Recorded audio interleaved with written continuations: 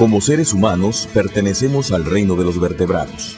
El sistema vertebral protege varios de nuestros órganos más vitales, como el corazón y el cerebro. Pero más importante aún, sostiene todo nuestro cuerpo. Junto con el sistema muscular, el sistema vertebral nos permite erguirnos, estar de pie. Podemos caminar, trotar, correr, cargar objetos, realizar las innumerables acciones de nuestra vida como seres humanos, en lo individual y en sociedad. Por ello, cuando alguna parte de nuestro sistema vertebral se ve afectado por una enfermedad o causa de un accidente, disminuye nuestra calidad de seres humanos, nuestra vida cambia y cambia para mal, sobre todo cuando esa dolencia o ese percance afecta cualquier parte de nuestra espina dorsal, porque es el eje de nuestro sistema vertebral.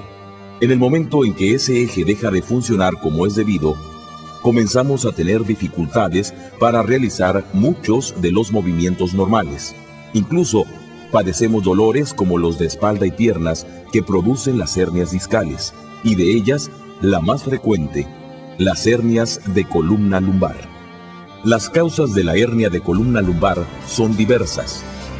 Puede presentarse por una enfermedad degenerativa por lo avanzado de la edad, un movimiento brusco, por cargar cosas pesadas, a causa de un accidente o por simple sobrepeso corporal.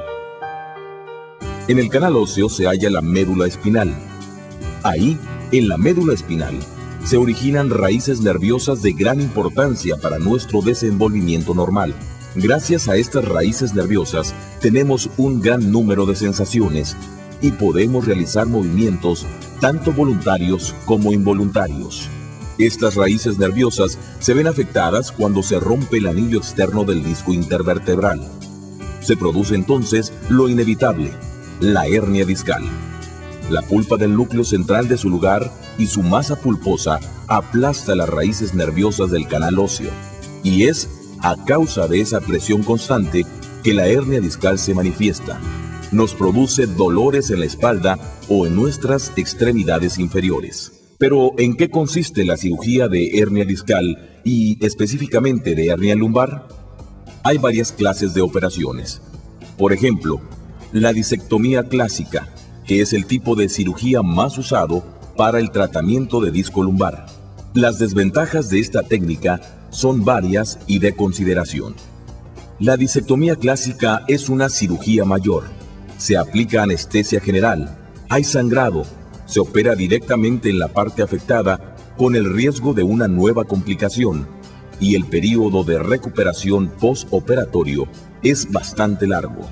Los pacientes tardan de 3 a 5 días para levantarse y caminar. Se recuperan en un lapso de 3 o 4 semanas y en ocasiones requieren de una terapia de rehabilitación y reposo que dura de 2 a 6 meses. Como hay sangrado y se interviene de manera directa, hay la posibilidad de que se contamine la cicatrización de la herida. Esto produce en algunos pacientes la llamada fibrosis epidural, es decir, una especie de cicatriz interna defectuosa que al formarse comprime los nervios afectados con más fuerza en grado todavía mayor al que lo hacía la hernia discal. Una situación muy diferente se presenta con la cirugía endoscópica lumbar, sobre todo en la que se utiliza tecnología de punta como el láser. Se realiza de la siguiente manera: se acuesta al paciente, se le coloca de espaldas, se le aplica anestesia local y a 8 centímetros de la línea media de la espalda, a la altura del disco lumbar afectado, se reproduce el dolor del paciente con discografía mediante la inyección de un líquido azul. Este líquido da visibilidad y mayor volumen al núcleo deteriorado, sobre el que se ejerce presión para reproducir el dolor, a fin de saber con precisión cuál es la zona afectada. Esto se hace para que el paciente contribuya en la localización precisa de la hernia discal. Una vez que se precisa la zona a intervenir, se realiza una incisión, no de 5 centímetros como en la cirugía clásica, sino de solo 1,5 centímetros. Por esta pequeña incisión, se introduce un endoscopio, que consiste en un tubito de diámetro muy pequeño, cuyo canal permite, mediante fibra óptica, una visión perfecta de las estructuras internas al iluminarse el líquido que previamente se introdujo en la parte afectada. La imagen de esas estructuras, en este caso del disco lumbar afectado, es siempre visible para el cirujano mediante un monitor colocado frente a él. Por el canal del endoscopio es por donde se introducen unas pinzas minúsculas y el dispositivo del rayo láser. Con las pinzas, el neurocirujano aísla los tejidos deteriorados y los destruye y volatiza con el láser. Con el láser solda también la rotura del anillo externo que propició la hernia. No hay, pues, prácticamente destrucción de ninguna parte de la vértebra. Y por lo mismo, los riesgos de una desestabilización de la columna vertebral son prácticamente inexistentes. Y como prácticamente no hay sangrado, es mínimo el riesgo de una mala cicatrización y por lo mismo son mínimas las posibilidades de que se presente una fibrosis epidural más dolorosa que la hernia intervenida. La hospitalización es mínima comparada con los 3 o 4 días de la cirugía tradicional.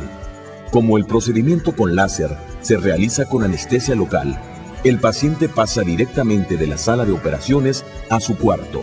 Un paciente de cirugía con láser en 3 horas está de pie y ese mismo día sale caminando del hospital. Si su trabajo no requiere que cargue cosas pesadas o incómodas de cargar, puede volver a sus labores habituales en solo una semana. Más salud, menos gasto, mejor calidad de vida. Eso es posible con la cirugía endoscópica de columna lumbar con láser.